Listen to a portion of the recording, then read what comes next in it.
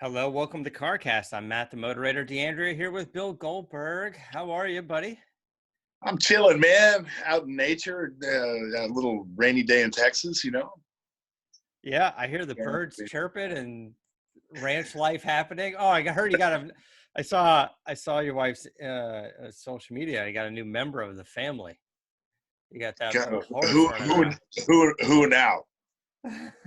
you know, Yeah, uh, another four-legged Goldberg came into our lives 2 days ago. yeah, I saw the little horse, kind of not running around quite yet, but Not wandering yet. around. Not Jeez. yet. Yeah. She gets it's the Goldberg deal, man. She gets the horses, I get the cars. Yeah. You know Yeah. And she gets a barn and you get a garage, right? exactly. It all Yeah. works out like that. Thank God. All Thank right. God. Well, What's everybody's up with happy. what's up with you and the hustle and bustle of LA now? With the restrictions being lifted, quote unquote, hopefully in the near future, and You what's the know, 911? uh, I tell you, like, I've been talking to quite a few people about what's going on in their area and just to kind of get a feel for what's happening. And it's feeling more like, I don't know, like maybe it's just there's so many people in LA that you can't get everybody on the same page. And I think people are feeling a little like at their wits' end right now. Like definitely a little stir crazy, and a lot of people feeling like they've got to work at some point. So you you drive down the streets, and the streets with a bunch of restaurants, Rodeo Drive, Santa Monica, like Abbot Kinney, all those stores are closed, but you walk outside, there's people everywhere, right? There's still lines at the grocery store, there's cars all over the street. The 10 freeway over here was already backed up end of last week. Like people are going places, and maybe they're just going to different types of work, obviously just not restaurants and stuff. There's all this talk of the restaurants kind of struggling. um but I don't know, it just seems like a lot of people out. I was walking around my neighborhood here, which is a bunch of houses, and tons of people out. Obviously they're at home, right? So a lot of people are still at at home for the most part, but I've never seen so many dogs get walked in my neighborhood all at the same time. Like, dogs are loving it because their people are home all the time, and kids are playing, and they're on the sidewalk with the chalk, and they're doing all their art and stuff and playing games and whatnot. So I don't know. It just seems like a lot of people are out, and uh, I, I, we keep hearing about so many people possibly getting sick, and I, I guess if you don't see it firsthand, if you don't know people firsthand, then it's a little tough to kind of get you on board with it all the time. If you were taking care of somebody or you were sick yourself or something, then uh, I get it. But a lot of people around here, the numbers are pretty high in LA of people getting sick, but not compared to the millions and millions, the 30 million or so people in the area. So uh, I don't know. Like, I'm eager to get back out there and do what we do, and go out and get a steak. Like, I want to sit down at a restaurant and get a steak. That would be nice. But in the meantime, I'm fine. I'll just sit here, just do what we do from here. Yeah, it'd be nice if there was like an overall plan. I say You're it's right. like the day of indifference, because I went out and took delivery of the Demon, which we'll get into here in a little while. But and yeah, man, it's packed. It's like there's more people out on the roads now. It seems like the right around the corner, everything's going to open up again, and everyone's trying to utilize their free time, quote unquote, as best they can before they got to go back to their responsibilities. Yeah. This is not a political forum by any stretch of the imagination, but like I said, it would just be nice if everybody was kind of on the same page. Yeah, you're right. So Like a plan would be helpful.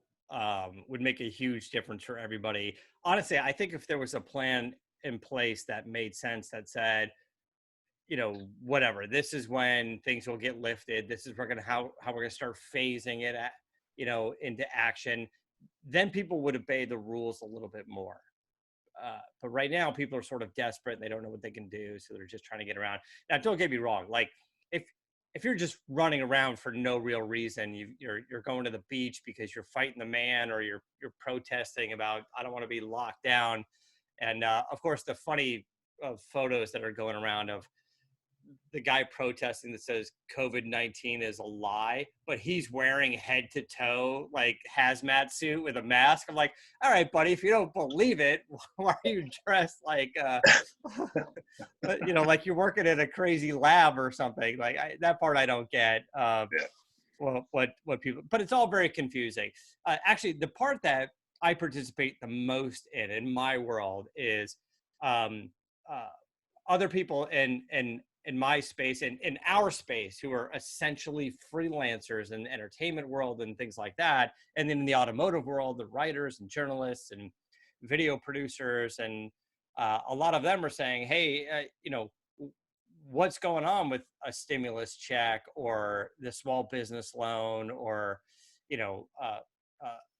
and there's no real information. And it is a little frustrating when you read the news and you read about some pretty well-funded public company like Ruth's Chris Steakhouse getting $20 million in a loophole, when $20 million, if you, even if you just took the $10,000 grants that they're giving to small businesses, you take that 20 million or half of that's a lot of small businesses. A lot of small businesses to take care of.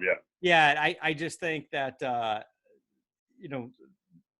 the money isn't necessarily going to the right places. And I'm just saying that because just in my interactions, like on Facebook and text and stuff, I know a bunch of people that have small businesses, one person, 2, 3, 4 people, and they're all kind of struggling to make it work, especially companies that work in the event space, even the automotive event space. There are event planners, by the way. Your cars and coffee events don't just happen without some people kind of putting that together.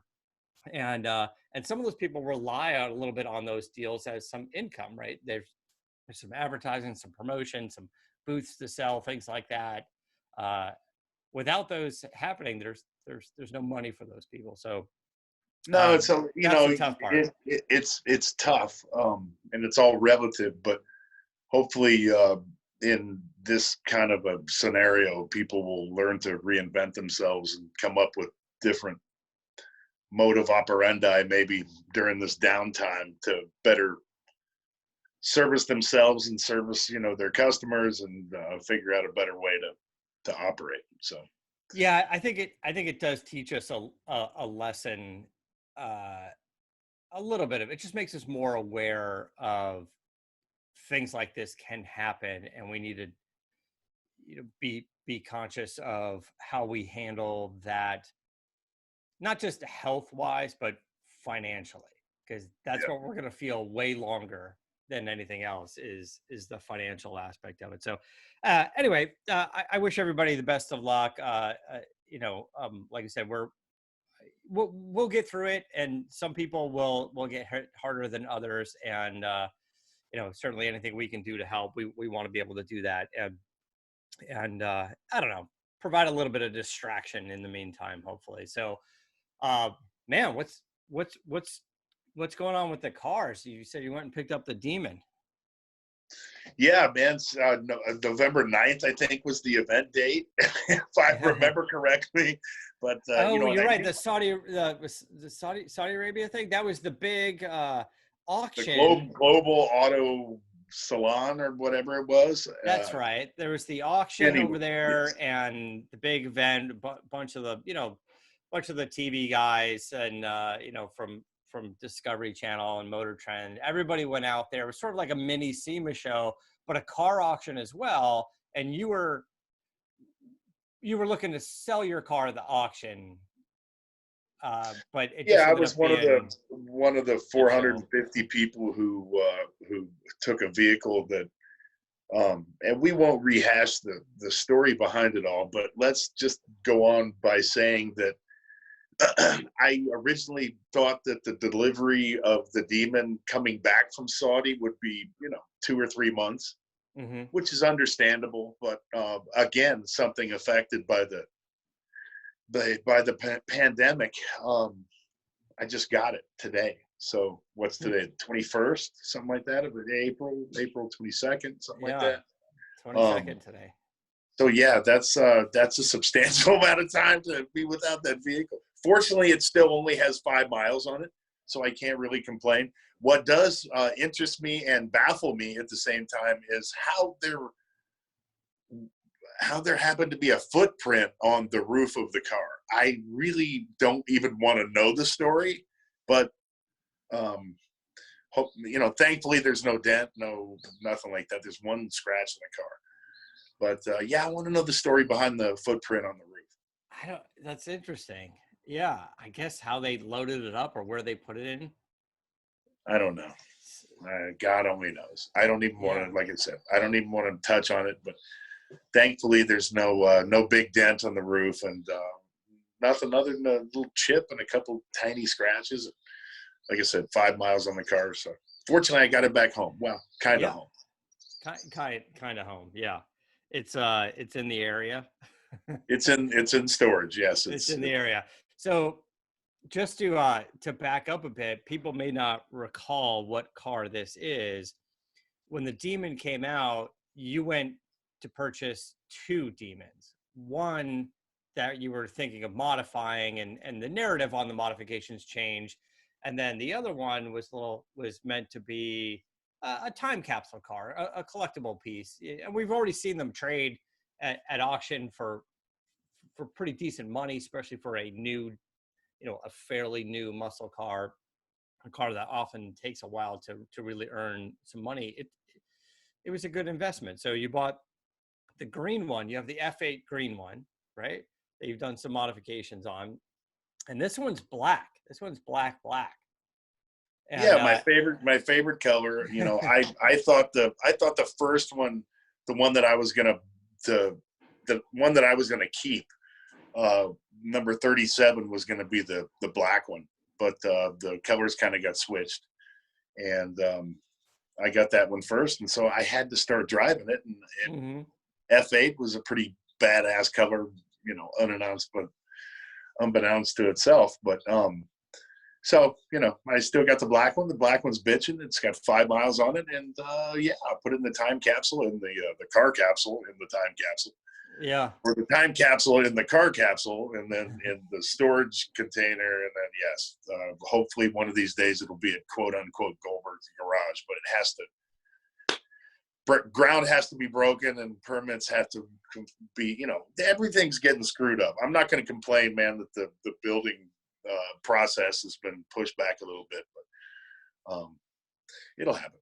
Yeah, it'll happen. All about that. Yeah, it'll happen. We're doing some stuff over here with that as well. But my question about the car was, I was a little surprised when you were taking the car there to sell it anyway. But now that it didn't sell, what's your thought on it? Is this you may wait a while, let the economy recover, maybe bring it to another auction or look to sell it, or is it going to be at home for a while? Fortunately, it's something to where I really don't have to make a decision right now. Yeah. It can sit in storage for another 6 months before the garage is built. Hopefully it'll sit in the garage for a little while.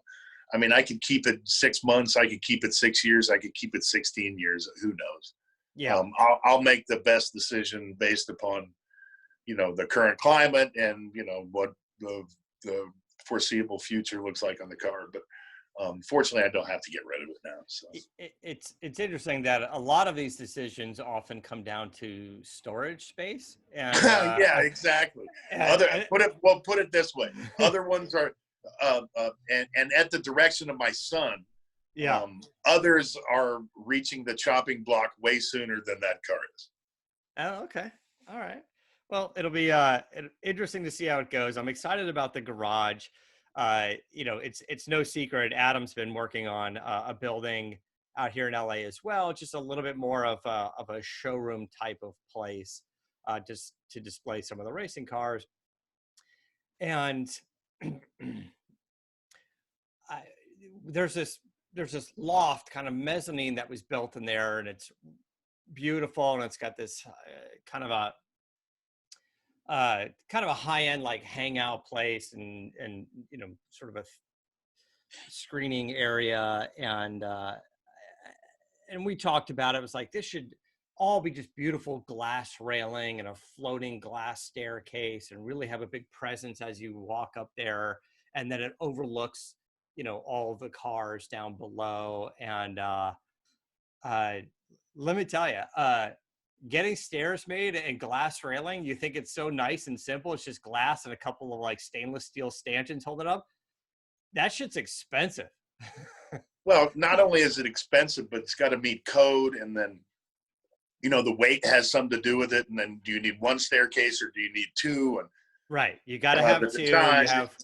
You got to have another egress staircase, which will be more of a hidden one, just built in the back, and not the one that's presented. But yeah, especially in California, the building codes are a big pain in the ass. What they made Adam build for this mezzanine is ridiculous. The glass has to all be a laminated glass, and it has to have certain railings and certain heights and stuff. But I got some renderings, some 3D renderings from the company that's building it. And this is kind of interesting. So we went around this several times with the guys in the shop over here. Our guys in the shop, Sean and Jose, is those guys kept saying, hey, we could build this. Let's get the steel I-beam. We'll make the backbone for the stairs. We'll make the steps, and then they could just go and buy and source a bunch of the glass pieces. Well, yeah, and I'm pissed that you didn't pick up the phone and call Garage Mahal to come in and do it. Yeah, right. But the reason why we didn't build it was because of all the codes and the inspections. These guys would do a great job. It wouldn't be any different, but are they certified welders? And is the inspector going to come in and the inspector is going to look at the weld, but he really wants to see all the paperwork. And going with this company, it's no secret, it's a company called ViewRail that we like. By going with them, they've done stuff pretty much all over the country. So they have the certifications, they have the paperwork, they have, the glass meets a certain standard, the rail height is a certain height, the backbone and the welds are all basically certified by their people in-house. They're not reinventing the wheel. They're not. And so what you're paying for is a lot of that paperwork to go along with it. So you can build it yourself, but if you want it legit and you want it permitted, you need to end up going with somebody like this. And why does it cost more money? Is because they already went through all the hassle of getting the certifications and all the time and money invested into it. So I don't know, it's kind of an interesting thing, kind of a big pain in the ass. So just a disclaimer, we're not sitting here bitching about, our upper elitist problems. We're bitching about things that fellow auto enthusiasts are going through at the same time on different levels. I just got the drawings for the building before, all the engineering plans and everything was submitted. And I got to tell you, man, there's a couple things. It's taken a long time to get to, all of this. It's taken a long time to get to where we are now. Yeah. I already know a couple things that I'm going to completely change, but it's like, when do I bring them to their attention so that the process continues along, at the pace that it's going, and hopefully faster, as opposed to me slowing it down to a screeching halt again. Yeah, that was the tough part. It's when it has to get resubmitted, like to the inspectors, when the plans have to get submitted, anytime it gets sent back to the state or the city or whatever, that's where all the time comes in. So any changes you need to make with your architects and your designers now. And then look at the process under the circumstances right now, which is not going to be time effective by any stretch of imagination. So nothing is moving quickly, that's for sure. But what you were saying about, like, you know, we're just saying, if anybody's thinking about building anything, and you're obviously building it the right way, and you're building it to code, if you can, you know, when you're sort of forced to do that, this isn't about is it safe or is it not safe, because we overbuild everything that we're building anyway. There are welders, our guys, I-beams, forklifts, we've got all that stuff over there already. But, you know, we were planning for a long time this big CarCast live event, the car show and everything at the Petersen Museum. And part of that was a charity ticket that you can come and tour the garage. We did it last year.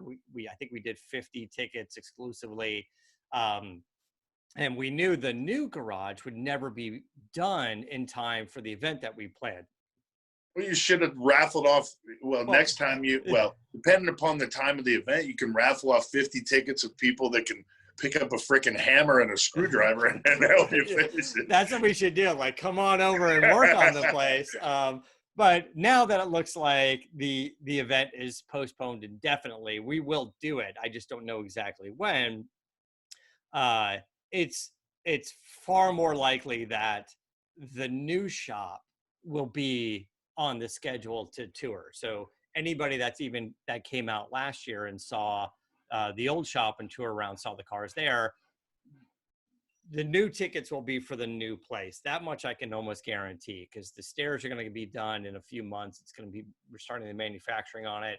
Talk to the epoxy floor coating guys and what we're doing. I got some samples coming out. I'm doing kind of special with that. And a lot being put into it, because we're not in a rush. I could go to these guys and go, send me the samples, and I want it to be shiny, but I don't want it, you know, to have a lot of footprints on the floor. And we came up with a tile. You know, it's funny is the whole thing is a fairly new building, and the cement is in really great shape. So they're just going to go in and cut it and prep it, and they're going to do an epoxy. Basically, like, the main showroom area will be a light gray, and then the work area will be a white, and then none of the fleck or any of that other stuff's going down. It's going to have a little bit of metallic, and it's going to be interesting, because then the top coat will be a satin top coat. It won't be a high gloss, because the high gloss really just shows the imperfections and dirt and footprints even just throughout the week. So the satin hides it a lot, but the metallic underneath does reflect some of the light. So you'll get some sheen to it that is easier to clean. So imagine a car or truck with a really good silver paint job, which has a lot of metallic in it, but then you sprayed a satin clear coat over it. You would have that frosted look, but the light would shine off of those flakes in the paint. So all of our LEDs and stuff that light the whole place up are also dimmable. So when you do an event, you can put a little more attention on some cars or bring some attention down in some areas. It's gonna be kind of interesting. Sounds like you're describing a disco.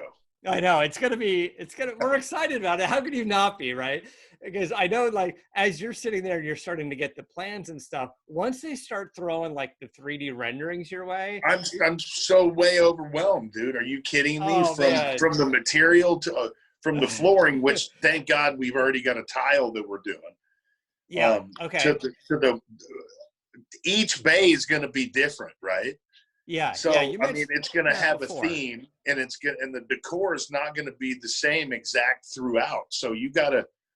There's so much to go into, but once I get to those final finishing touches, I'll be ecstatic. I just want to see the freaking pad put down, you know, to be honest with you at this point. So, once the pad's down, it's going to start rolling. It's a different structure too, because they complete the structure, they engineer and erect the structure in Kentucky, you know, first.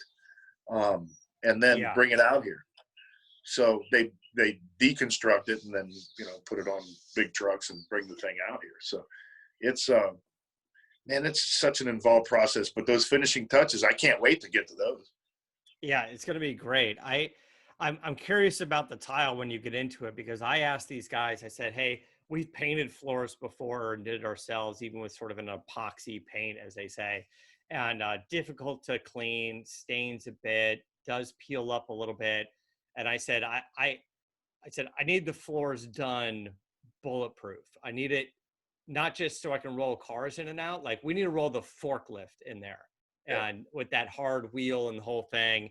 And these guys are like, yeah, we can do it. We've got the epoxy. There's 3 layers to it. And uh, each layer for about the size of this building, it's about half your size, is about a day of work. So the prep, where they kind of cut it and grind it all down, that's just a whole day. And then the first layer of epoxy is a whole day, and then the metallic is a day, and then the top coat's a day, and then it takes 24 hours before you can just walk on it, but then a couple days before you can actually put any weight on it. So if we started the process on a Monday, we can start rolling in gear the following Monday, but it's a full week of doing it to do it right. And I said, great. I said, because as they're going to do the floors before we finish the stairs and everything. And I said, but it needs to be bulletproof so I could roll a forklift in there holding giant I-beams. And the guy's like, it's going to be fine. I was like, great. You know, so hopefully crossed. you guys are getting like a tile or something that's also like super durable. That you Oh can yeah, weight I told you at one point about a business down the road called Mark Motors. They deal in high-end exotics, but the owner's got a muscle car bug, so he and his son have a building next door. You call it a building, but it's another showroom, and you know, it's probably got 20 lifts in it, and it's full of muscle cars, old, you know, 60s 70s muscle cars. So, and the floor in there is that tile that I'm going to replicate in mine. And it's durable. It's been in there for, I think the guys had it in there for 2 or 3 years. Had absolutely no complaints, no chipping, no structural damage. You know, when big lifts are brought in, or trucks, or you know, I don't know, what do you call it, a little tractor vehicle to bring those things in. But yeah, I'm crossing my fingers. It's beautiful. It's like a chocolate brown. It's not a lot of sheen on it. I'll get some pictures of it, man. It's absolutely gorgeous. And, you know, unfortunately, I'm having to do a large area, but we got a really good deal on it. So yeah. I know first the company. First time I've ever gone with a tile. I've done everything else, but first time I've gone with a tile. So we'll see. I'd love to see the renderings and stuff. That maybe you'll throw it up on your social media at some point. And just give I can't. That's one of those things where I'm proud of it, and you know, McLaren Garage has bent over, you know, backwards, and all the other sponsors with it. But you know, I think once it's finished, you know, I'll probably shoot a show or two there. But I don't know, man. That's a fine line between, you know what I'm talking about. I can't put it out there and go, hey, man, check out this cool thing that I've been working my ass off for my entire life. And, you know, the first 10 comments are going to be, what a dick, man. What a show off. So, you know, it's kind of unfair. It's a really fine line. It's kind of an unfair comment, but it's going to happen either way. And I'd hate to think that, you know, the trollers and stuff out there and we're kind of ruining it for everybody else. But no, you can't give them the time of day. At the end of the day, yes, I'm going to post a bunch of stuff. But matter of fact, man, you got me you got me thinking about it. I'll post something on Goldberg's Garage with one of the renderings here in the next week. All right, we'll be looking forward to it. Just a shout out to our friends at Dodge with Dodge Power Dollars. For every horsepower of your new Dodge vehicle that you purchase, you'll get $10 off. It's appealing out in a 2019 Dodge Charger RT Scat Pack. No problem. You just got $4,580 off. Good. We need that. Anyway, so that's good on the garage stuff. It's kind of fun. Like you said, it's going to be filmed at some point. It's going to be a location to film stuff, and our garage again. It's all Adam's garage, but you know, that'll be a place that we will have some events, and we'll do some charity events, and we'll do some tours. It'll be available for, you know, sort of the car show stuff. You know, we do want to be able to let people in there and show it off. It's not going to be normally open to the public. We get a lot of requests for that. It's just, we just don't have people in there all the time that are ready to just give tours. You know, I wish we could. Well, yeah, it's not on his property. Right. It's not on his property. Yeah, that's the other thing is, and LA is so tough to do that. Everybody we know out here that even has a little bit of a collection, Bruce Meyers at the Petersen Museum, his place, and you know, everything's just sort of distant and kind of off site, or even multiple locations. And so space is always the thing as you build up your car collection, even if you have a bunch of, you know, $12,000 cars like I do, and not $100,000 cars. So along those lines, and I don't know if we've talked about this before, but you know, while people are sitting at home and they don't have a lot of things to do, I'm not one to promote being on the internet any more than you have to. But what is your what is the absolute coolest garage in LA? I'm not, you know, obviously Leno's, but what is the most visually spectacular? I thought I saw a building, and I sent you some pictures of it, I think, that's in Malibu, that's like a glass structure, and it's all modern sports cars, and it's a club, I think. Or is it privately owned? I don't know. Yeah, you know, there was one on a property, and it came up because it was a car collector, but it was a house for sale, and the owner did have enough land to build a garage, and it had quite a few cars in it, 10 or 12 cars in it. It wasn't 20,000 square foot garage. Nah, but this was a 20,000 square foot deal. It's all open, all modern. Where that is? Exotics. Yeah. I think it's in I don't know if it's in Malibu, but the road drives around. It's like a corner turn that goes around the structure, and it's mostly glass. Huh. I'm just, first of all, you got to find that, and second of all, what's your favorite place to go check out cars in the LA area? Is it the Petersen? Well, the Petersen has a great collection, and the building that they redid is fantastic. So that's a great place. And actually a good looking museum that I believe I'm going to be touring or filming somewhere at some point. I've just seen all the pictures, is the Mullen Museum in Oxnard. Now, Peter Mullen is also like the chairman of the Petersen Museum, but he has his own museum. It's a lot of older French cars, the Bugattis and things like that. But he's the guy that, there was this great story about this Bugatti that somebody was trying to bring back to a different country, and there was some tax issue and they couldn't do it. So they were just going to throw it in the ocean, but they're like, we may want this someday. So somehow they used like a big chain, and they tied this chain onto the car, and they threw the car in the ocean, and it was supposed to dangle on a chain like 30 feet below the water. And eventually the chain broke, and it fell like 180 feet, like almost unattainable. And then it sat there for, I don't know, since, 1925 or 35 or something like that, forever. And then, I don't know, like 2008 or 9, there was this excavation to pull it out of the water. And when that happened, Peter Mullen knew about it. He knew he had to have the car. There was a few bids on it. And he pulled it out, didn't do anything like to it. He just pulled it out like a sunken treasure. And they have all these video and photos of it underwater. And there was a whole dive team and whole thing.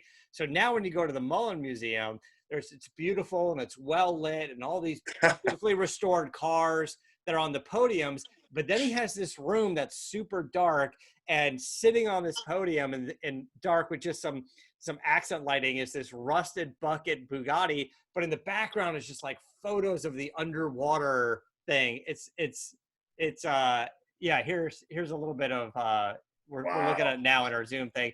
He built this beautiful room, and I would imagine this place is just fantastic. And he said, it's funny, he said everybody comes to see the one of two Bugatti that won Pebble Beach, but when they leave, they're all talking about this car instead. Yeah. And so this place is fantastic.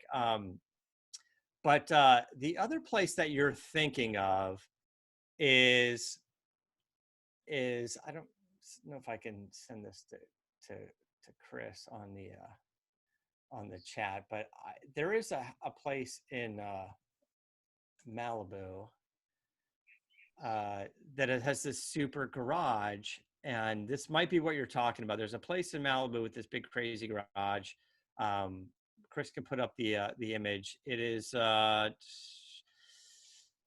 it was a house for sale. This is the one I was thinking. I don't know if it's the one you were thinking. It's 7,000 square feet.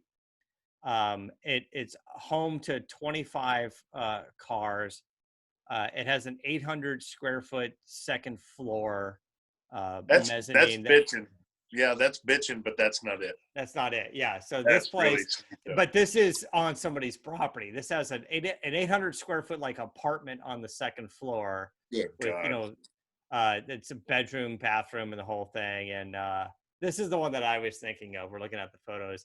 And even to have something like that on your property, especially out here, is crazy. Is a lot. The listing says, unfortunately, the 14 cars that were in there, they're not included when you buy the house. They can at least throw one of them in. Yeah, I know, right? I guess if you're going to be spending $10 million on that house, you can go get a few of your own cars. Anyway, so the Malibu Museum is top notch. There is Bruce Meyers collection that we've talked about before. You know Bruce. I believe Bruce Meyers' business, I believe these days, is largely real estate. So the Rodeo Drive and Beverly Drive, the most expensive shopping streets out there, he's for a long time owned a bunch of those properties and leases them out to the various stores. That's how I understand it.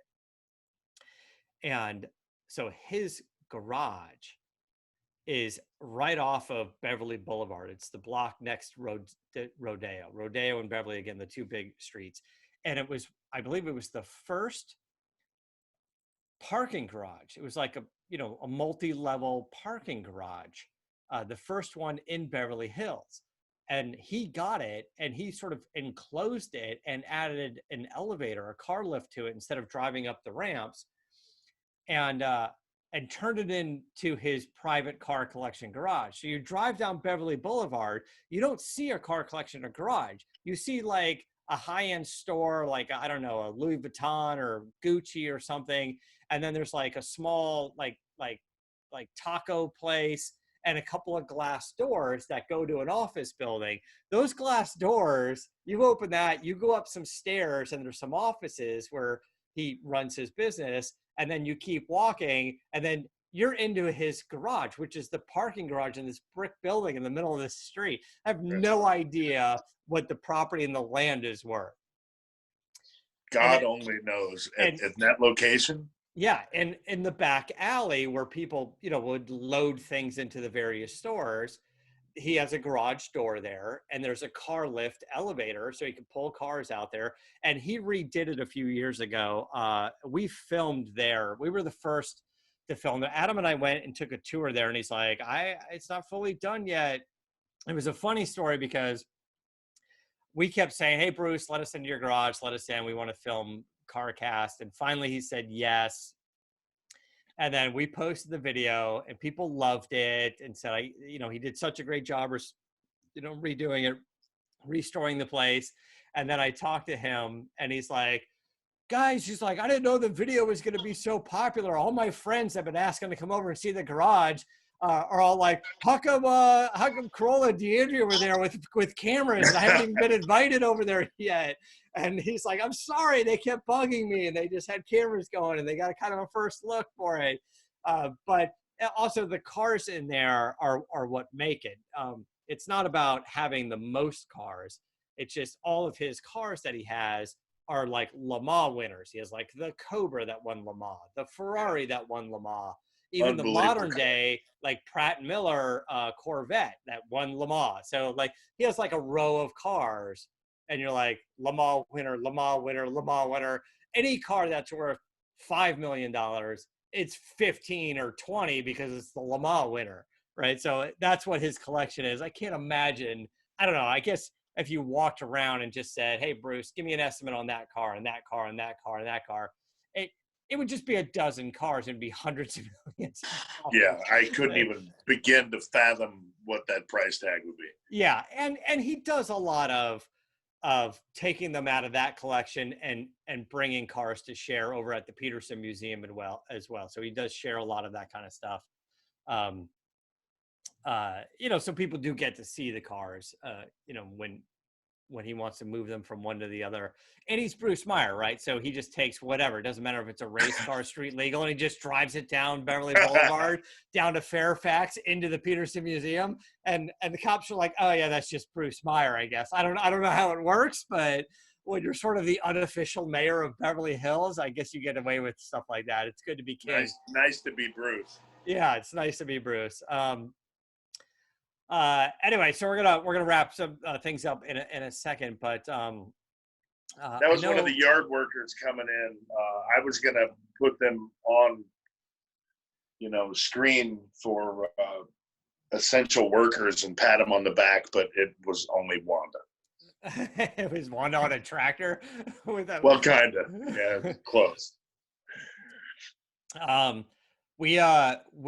We're big fans of McLaren, and that's no secret over here. And McLaren's doing some testing that is kind of interesting. So McLaren announced that all of their cars will be hybrid of some sort eventually.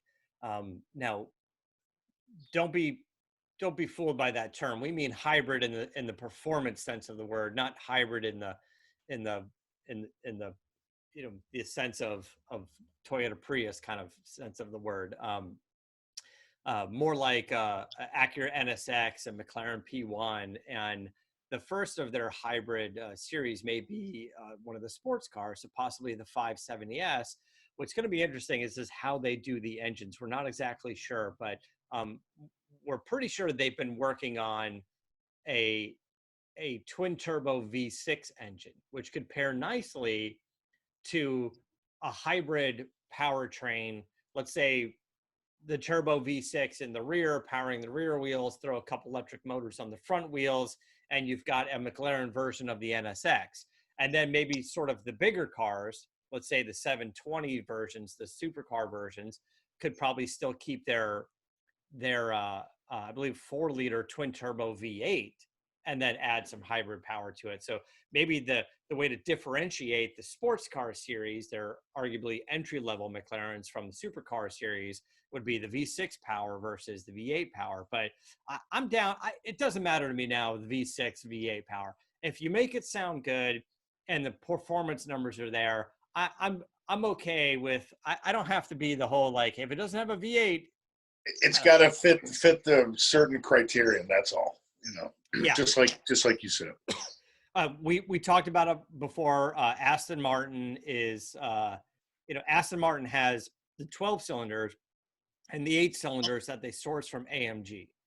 And they're going to stop doing that. I think AMG is not even going to make an 8-cylinder. They're going to run out of engines. So Aston Martin's been developing a very cool turbo V6 in-house. And they're saying that it'll probably almost always be mated up to some sort of electric powertrain as well. So similar path to McLaren, but instead of all cars being a hybrid version, Aston Martin may see V6 with electric power and the V12 twin turbo on its own. It's just a naturally aspirated power version. So I don't know, it's kind of interesting to see what they do, but they're super fun to drive. I've been such a fan of the McLarens.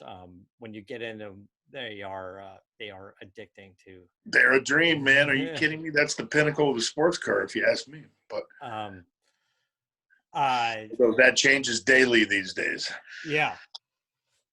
All right. So before we wrap it up, how about a little Tesla news? This is not, I'm not picking on Tesla. This is not Tesla bad news. This is Tesla. This is just factual news. This is it. Just reporting news. This is news is what's going on with the Tesla Cybertruck.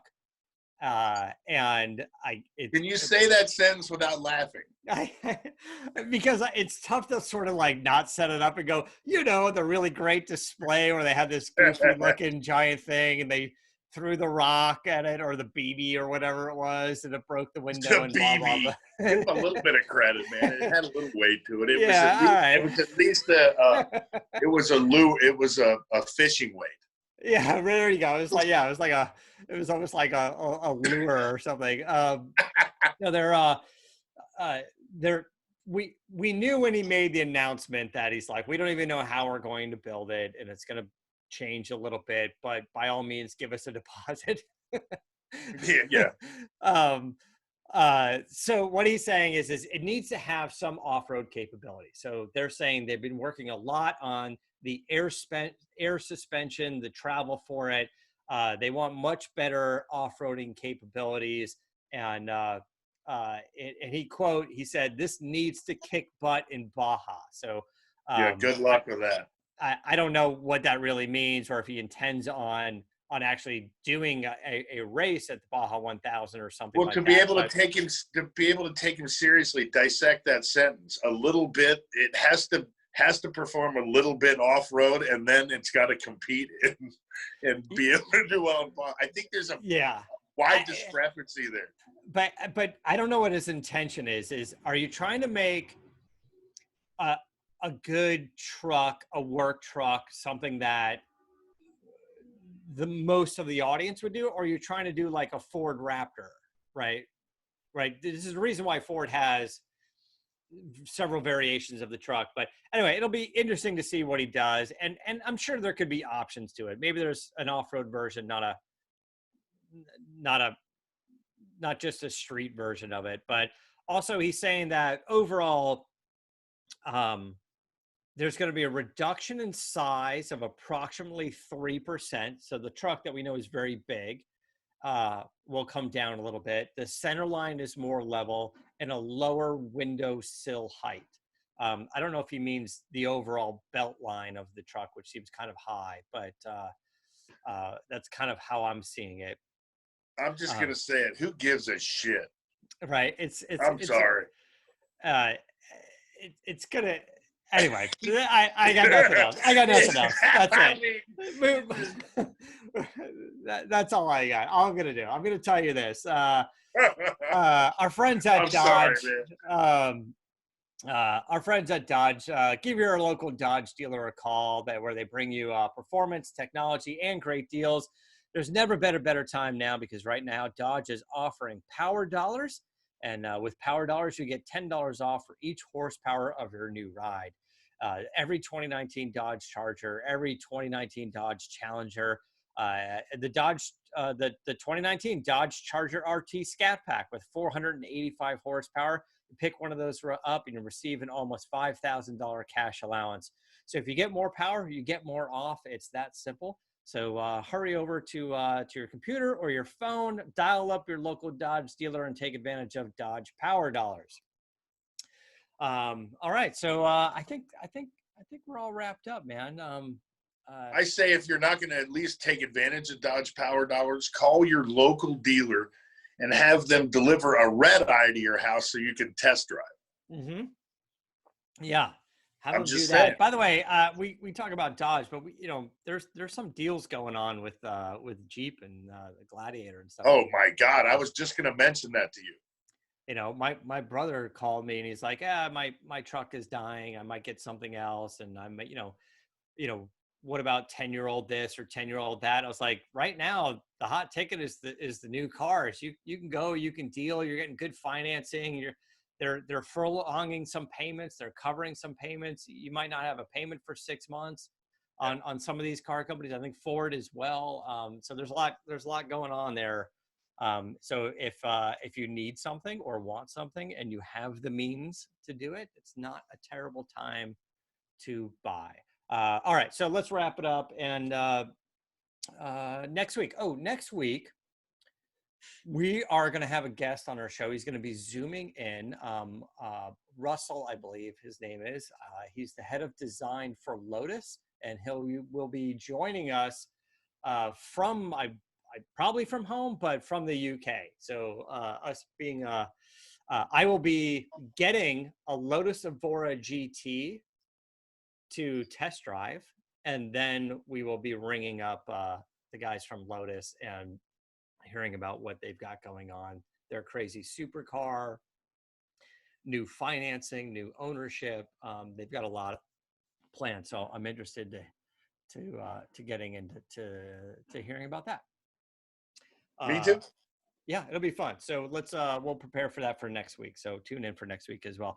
All right, thanks guys. For myself and Chris, who's around, and Bill, thanks for. I heard a lot of birds at the beginning, but I don't hear them anymore. So maybe it was when Waterworld went by with the leaf blower, or the traffic, or the tractor, or whatever.